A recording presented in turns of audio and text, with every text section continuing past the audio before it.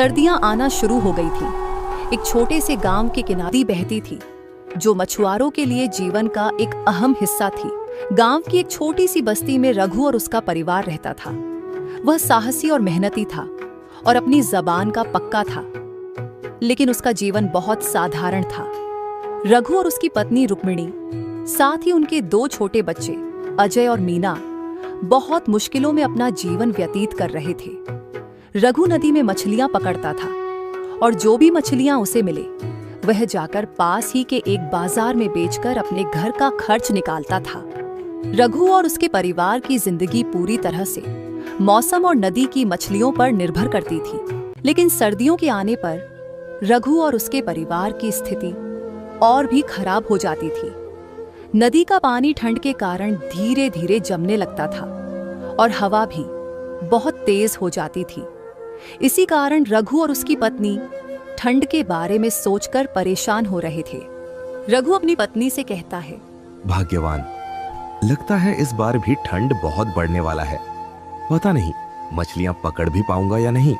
उसकी पत्नी उसकी बात सुन के बोलती है, अरे आप इतना चिंता मत करिए, भगवान पर भरोसा रखिए। वह दिन भी आ गया जब ठंड ने अपने सारे रिकॉर्ड तोड़ दिए। दिसंबर का महीना था और ठंड की लहर ने पूरे गांव को अपनी गिरफ्त में ले लिया। लेकिन बेचारे रघु को इतनी सर्दी में भी नदी में जाकर मछलियां पकड़नी थी। अगर वह नहीं जाता तो उसे और उसके परिवार को भूखा रहना पड़ता। ये ठंड का मौसम उसके लिए चुनौती भरा था, पर अपने परिवार के पेट की खातिर वह हर मुश्किल को सहने के लिए तैयार था।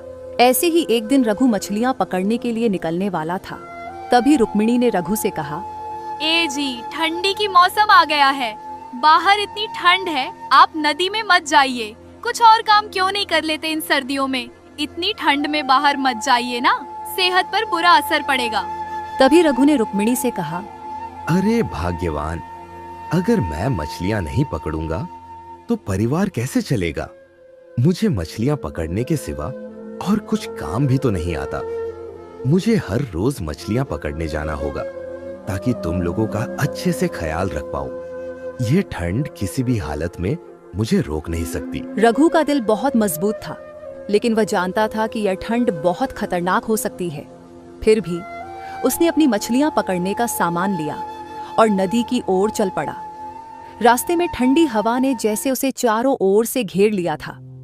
जब वह नदी के पास पहुंचा तो देखा कि पानी का स्तर और भी कम हो गया था और नदी के किनारे बर्फ की परत जमने लगी थी। रघु ने अपनी नाव नदी में डाली और जाल फेंकने का काम शुरू किया। लेकिन जैसे ही उसने जाल डाला, उसे महसूस हुआ कि उसकी उंगलियां और पैर बर्फ की तरह सख्त हो गए हैं। उसे इतनी तेज सर्दी लग रही थी कि ऐसा लगता था जैसे शरीर के हर अंग में कड़े कांटे चुभ रहे हों। ठंडी हवाएं बर्फीली हो चुकी थीं और रघु की सांसें तक जमने लगी थी। इस कड़ाके की ठंड ने उसे इस कदर जकड़ लिया था कि उसकी आंखें भी जलने लगी थी। मगर रघु ने हार नहीं मानी और मछलियां पकड़ने का काम जारी रखा। दिन भर जाल खींचते खींचते भी उसे एक भी मछली नहीं मिली। रघु बहुत निराश हो गया था। उसका दिल भारी हो गया था, लेकिन उसने खुद को संभालते हुए सोचा, अगर आज मछलियां नहीं मिली तो मुझे घर खाली हाथ लौटना पड़ेगा और घर पर सब लोग मुझसे उम्मीद लगाए बैठे हैं। मुझे कुछ भी करके मछलियां पकड़नी ही पड़ेगी। वह जाल खींचते खींचते थक चुका था और उसकी हड्डियां तक सर्दी से कड़क रही थीं। वह अपनी नाव में बैठकर कुछ देर आराम करने लगा, लेकिन यह सोचकर वह फिर से उठा, अरे नहीं, अगर इस ठंड में बैठा रहूंगा तो यह बर्फ मेरा शरीर और कमजोर कर देगी। तभी नदी के पास एक बूढ़ा साधु पहुंचा। वह साधु हर रोज नदी के किनारे बैठकर ध्यान करता था। साधु रघु को बहुत देर से देख रहा था और समझ गया कि रघु बहुत मेहनत कर रहा है, लेकिन मेहनत के चलते उसकी हालत बहुत खराब हो चुकी है।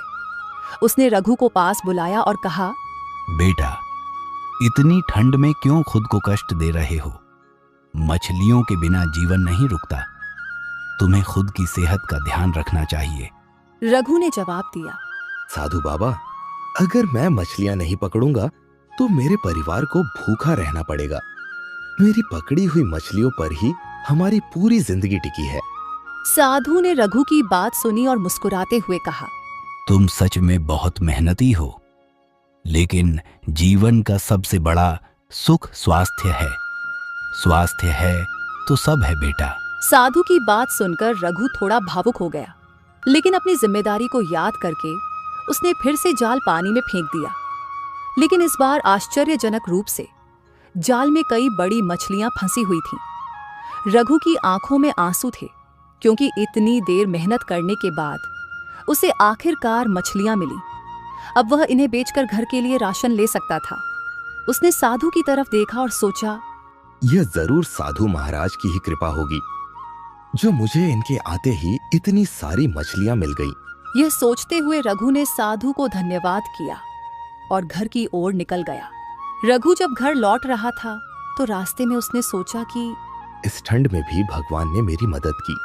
मुझे आज की इतनी ठंड में मेहनत के बाद यह एहसास हुआ कि कभी-कभी मुझे अपनी सेहत पर भी ध्यान देना होगा, क्योंकि मेरे सिवा मेरे परिवार का कमाने वाला और कोई भी नहीं है।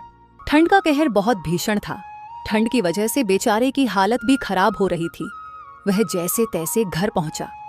घर पहुंचने पर रुक्मिणी और बच्चे रघु को देखकर बहुत खुश हुए। रघु ने उन्हें बताया कि उसे नदी किनारे एक साधु बाबा मिले थे और उन्हीं की कृपा से आज उसे इतनी बड़ी मछलियां मिली। इस पर रुक्मिणी ने कहा, यह ईश्वर की कृपा से हुआ है। ईश्वर हम जैसे गरीबों को कभी अकेला नहीं छोड़ते। ए जी, आप सही कहते थे कि मेहनत कभी बेकार नहीं जाती। उस दिन रघु और उसके परिवार ने गर्म गर्म खाने का आनंद लिया और ठंड को लेकर अपनी चिंताओं को भूल गए। रघु ने सोते हुए सोचा, हे भगवान, आज ही की तरह आप रोज मुझ गरीब पर कृपा करना, ताकि मैं अपने परिवार का पेट पाल सकूं। अगले दिन रघु फिर से मछली पकड़ने के लिए तैयार हुआ, लेकिन सर्दियों की कड़ी ठंड ने गांव में अपना कहर बरसाना शुरू कर दिया था। रघु ने पिछले दिनों सीखा था कि मेहनत और भगवान पे विश्वास रखने से कोई भी कठिनाई से बाहर निकला जा सकता है। रघु मछली पकड़ने के लिए जाने वाला था, लेकिन वह महसूस कर रहा था कि ठंड बहुत ज्यादा बढ़ने लगी है और इतनी ठंड में मेरे लिए नदी में मछलियां पकड़ने जाना खतरा भी हो सकता है। कुछ देर बाद रघु बिना ठंड की परवाह किए अपने परिवार के खातिर मछली पकड़ने के लिए तैयार हो गया। जब रघु घर से बाहर निकलने के लिए तैयार हुआ, तब रुक्मिणी ने एक बार फिर उसे रोका और कहा, ए जी, बाहर इतनी ठंड है, क्यों इतना जोखिम उठा रहे हो?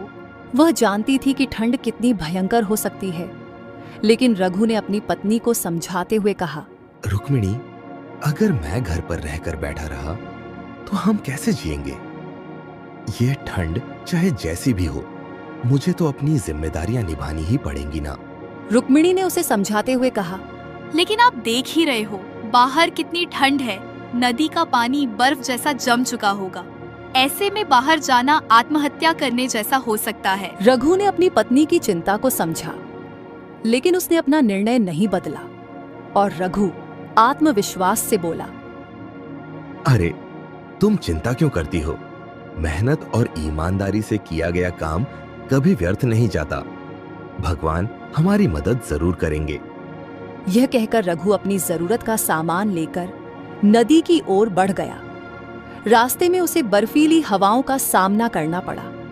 इतनी तेज हवा में रघु की सांसें जैसे ही बाहर निकलती बर्फ की तरह जमने लग। वह सोच रहा था, क्या इस बार ठंड इतनी तेज होगी कि मेरी मेहनत भी बेकार हो जाएगी? हे भगवान, अब सब कुछ आपके भरोसे है। नदी के पार पहुंचते ही रघु ने देखा कि पानी का स्तर कम हो गया था। नदी का पानी हल्के हल्के बर्फ के टुकड़ों में बदल चुका था। फिर भी रघु ने अपनी नाव पानी में डाली और जाल फेंकने की तैयारी की। वह धीरे धीरे जाल को डालने जा ही रहा था कि उसे दूर खड़ी एक बूढ़ी औरत नदी के किनारे दिखाई दी। रघु उसके पास नाव लेकर गया और उस बूढ़ी औरत को गौर से देखा और पाया कि बूढ़ी औरत ठंड से कांप रही थी। उसकी आंखों में बहुत गहरी उदासी और थकान थी। रघु उसकी ओर बढ़ा और उसकी मदद करने के लिए पूछा, अरे चाची, क्या आप ठीक हैं? आप इतनी ठंड में यहाँ क्यों खड़ी हुई है? महिला ने बहुत ही धीमी आवाज में कहा। बेटा, मैं बहुत थक गई हूँ।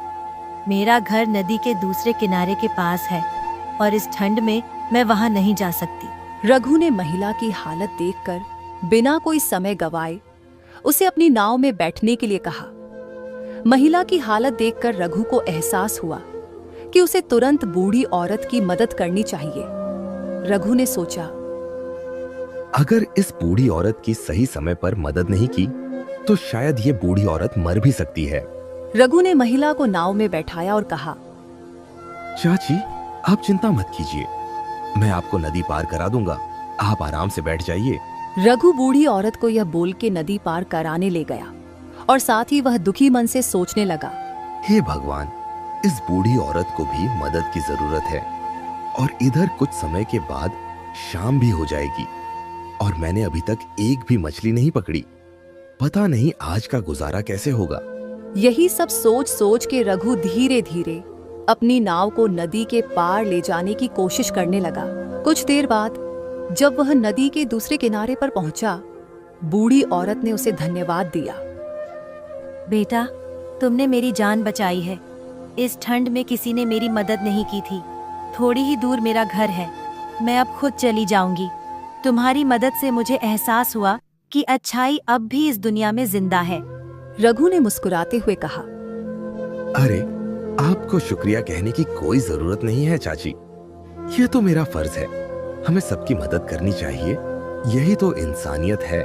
उस बूढ़ी औरत के जाने के बाद रघु ने नाव से ही मछलियों का जाल पानी में डालने की सोची, लेकिन अब दिन ढलने को आ गया था और ठंड भी बढ़ रही थी।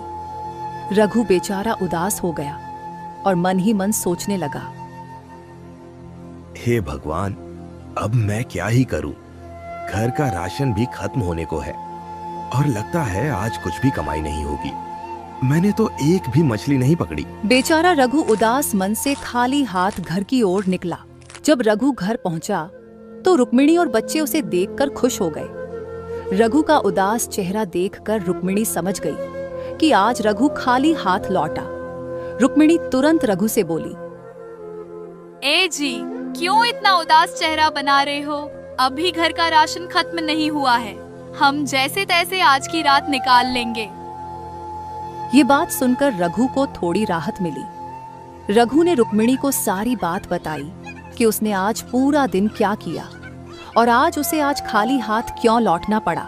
रुक्मिणी ने कहा, आपने बहुत अच्छा किया, आपकी मदद से उस बेचारी बूढ़ी औरत की जिंदगी बच गई। अगले दिन रघु फिर से मछली पकड़ने के लिए नदी में जाने के लिए तैयार होता है। आज थोड़ी पिछले दिनों के मुकाबले ठंड कम थी और यह देखकर रघु के मन में थोड़ी उम्मीद आ रही थी और रुक्मिणी भी यह देखकर जैसे तैसे घर में बचा हुआ कुछ खाने का सामान उसे देकर भेज देती है। रघु ये सब लेकर मछली पकड़ने निकल जाता है और मन ही मन सोचता है, पता नहीं भगवान आज क्या परीक्षा लेगा। जो भी हो, बस घर चलाने लायक कुछ जुगाड़ कर देना भगवान।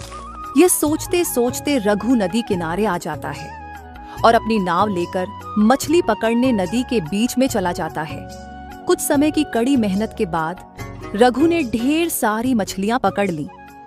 थोड़ी देर बाद रघु खुशी खुशी मछलियां लेकर घर की ओर निकलता है। तभी उसके सामने वही साधु बाबा आ जाता है और रघु से बोलता है, बेटा, क्या तुम मुझे अपनी मछलियां दे सकते हो? मेरे आश्रम के बच्चे भूखे हैं और मैं उन लोगों के लिए आज कुछ भी खाने का बंदोबस्त नहीं कर पाया। साधु महाराज की बात सुनकर रघु बड़ी परेशानी में पड़ गया था। अब बेचारा करता तो क्या करता।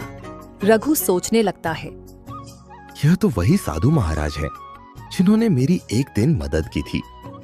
अब मैं उनकी बात को मानने के सिवा और कुछ भी नहीं कर सकता, नहीं तो मुझे पाप लगेगा। लेकिन मुझे अपने घर की भी तो चिंता करनी होगी। रघु ये सब सोच ही रहा था, तभी साधु बोला, बेटा, तुम मुझे थोड़े से मछलियां दे दो। पूरी की पूरी देने की जरूरत नहीं है, तुम्हें भी तो अपना घर चलाना है। यह सुनकर रघु को थोड़ी सी राहत मिली और वह अपनी मछलियां साधु महाराज को देकर अपने लिए कुछ मछलियां ले गया। असल में साधु रघु को परख रहा था। साधु रघु को हमेशा नदी में कड़ी मेहनत करते हुए देखता था और इसीलिए साधु रघु की कुछ मदद करना चाहता था। लेकिन बिना यह जाने कि रघु अच्छा इंसान है या बुरा, साधु रघु की मदद नहीं कर रहा था। साधु देखना चाहता था कि रघु के मन में दूसरे के लिए कितनी उदार भाव रखता है। रघु के घर लौटते ही रुक्मिणी बोली, ए जी, अच्छा हुआ आज खाली हाथ नहीं लौटे, कुछ तो मिला आखिरकार। पर आप ये आज मछलियाँ बेचने बाजार क्यों नहीं गए?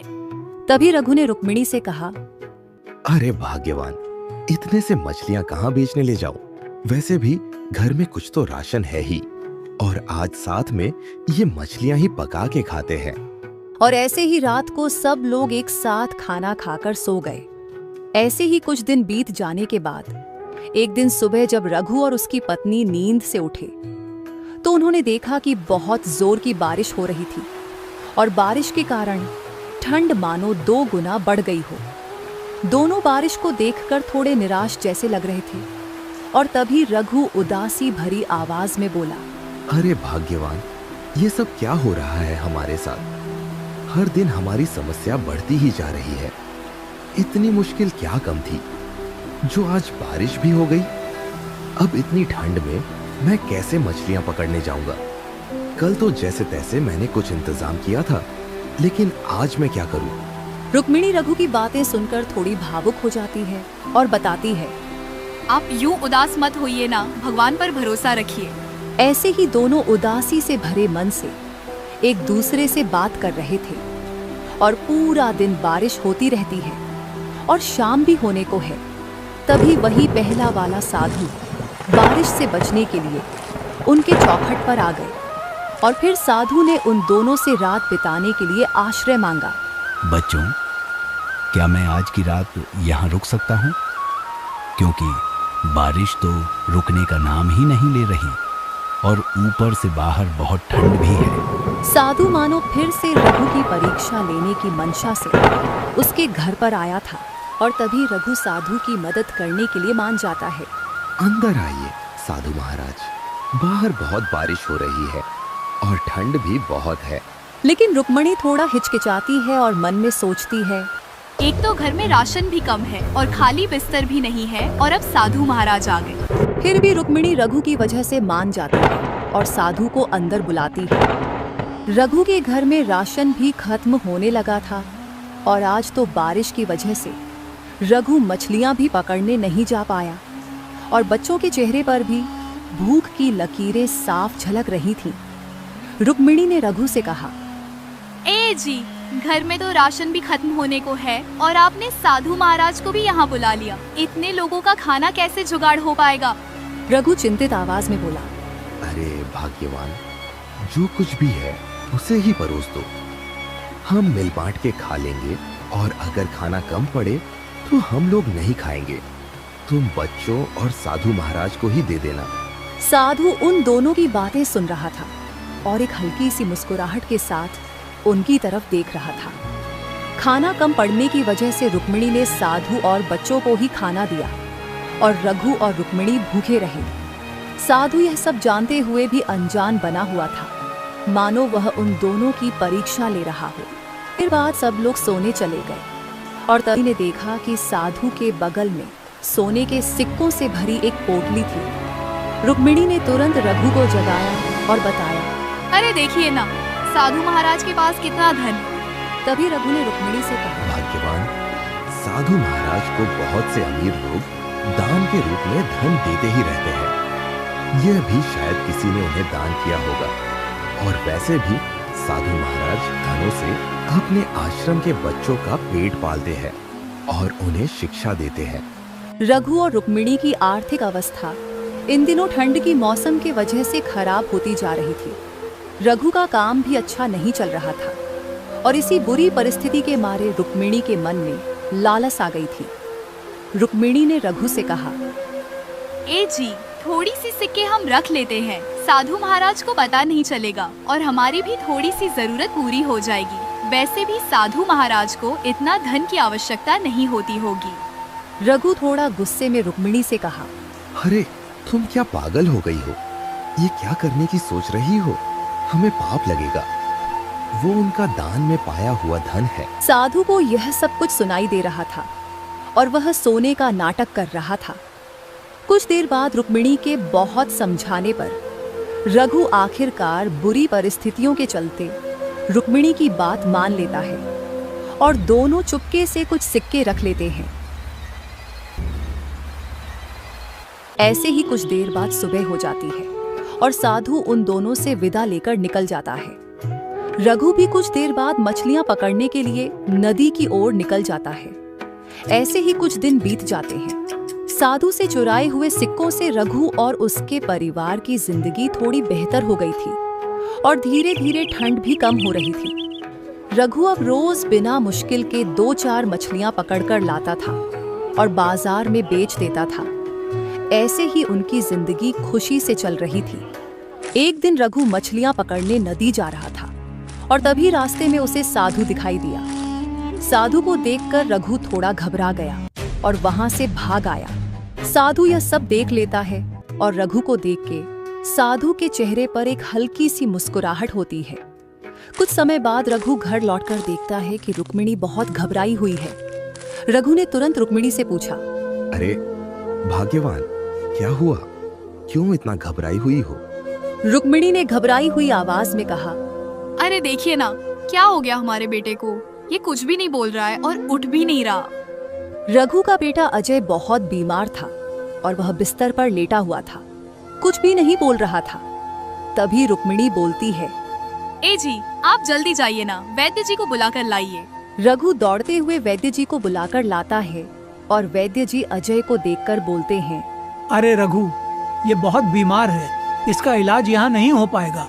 उसको जल्दी से शहर ले जाओ इलाज के लिए। मुझे तो इसकी बीमारी ठीक से समझ ही नहीं आ रही है। दिखने में तो ठीक जैसा लग रहा है, लेकिन अंदर से ये बहुत बीमार है। वैद्य जी की बात सुनकर दोनों चिंता में पड़ गए। दोनों ने सोचा कि अपने बेटे को शहर के अस्पताल में ले जाएं, लेकिन उनके पास इतना पैसा नहीं था। रुक्मिणी बोली, ए जी, आप जाओ ना, किसी से उधार मांग के लाओ, नहीं तो हमारे बेटे का इलाज नहीं हो पाएगा। रघु तुरंत गांव में अपने पड़ोसियों से उधार मांगने के लिए गया। कहीं से भी वह पैसे का बंदोबस्त नहीं कर पाया। किसी के पास पैसे नहीं थे तो कोई उसे पैसे उधार नहीं देना चाहता था। रघु उदास मन से घर लौटा। रुक्मिणी ने रघु को देखकर तुरंत पूछा, क्या हुआ? पैसे मिले या नहीं मिले? रघु उदासी भरी आवाज में बोला, नहीं भाग्यवान, मैंने बहुत कोशिश की, लेकिन मैं पैसे जुटा नहीं पाया। कुछ समय तक कहीं से भी पैसे का बंदोबस्त नहीं होने पर रुक्मिणी के मन में साधु का ख्याल आया और रुक्मिणी बोली, ए जी, आप जल्दी से जल्दी जाकर साधु महाराज से कुछ उधार लेके आइए ना। रघु गुस्से में बोला, साधु से? अरे क्या कह रही हो?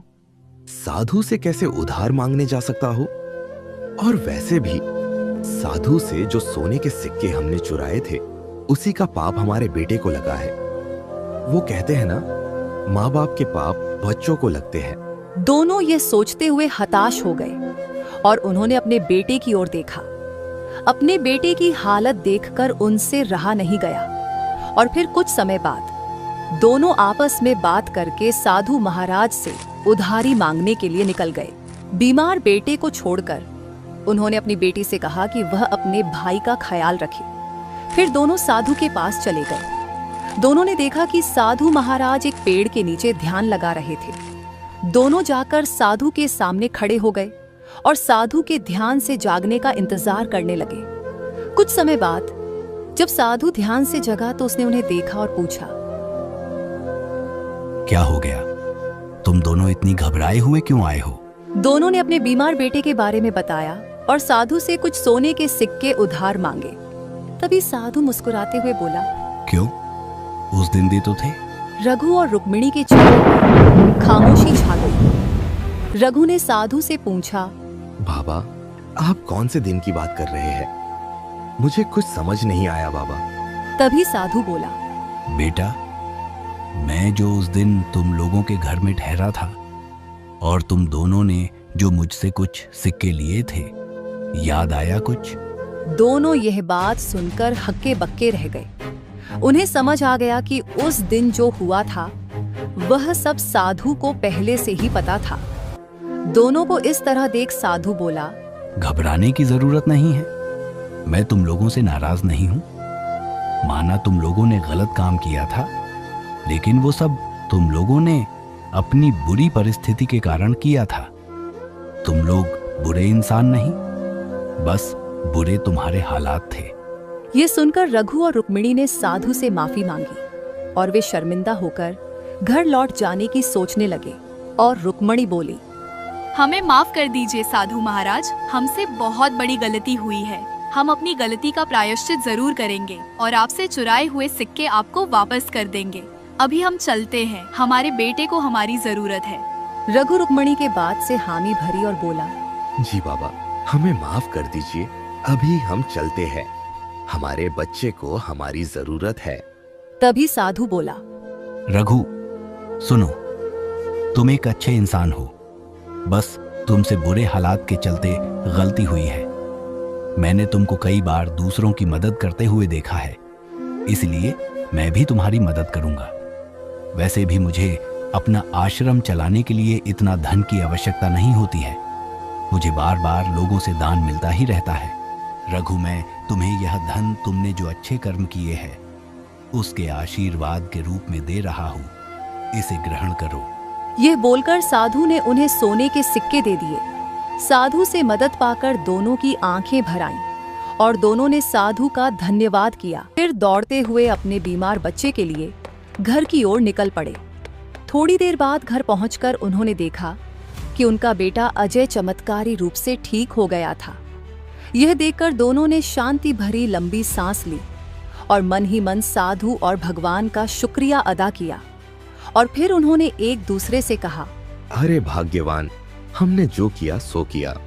अब चाहे जैसी भी बुरी परिस्थिति हो, हम कभी कुछ गलत कदम नहीं उठाएंगे। हाँ जी, हम कभी वैसा पाप दोबारा नहीं करेंगे, नहीं तो हमारे पापों की सजा हमारे बच्चों को मिलती है।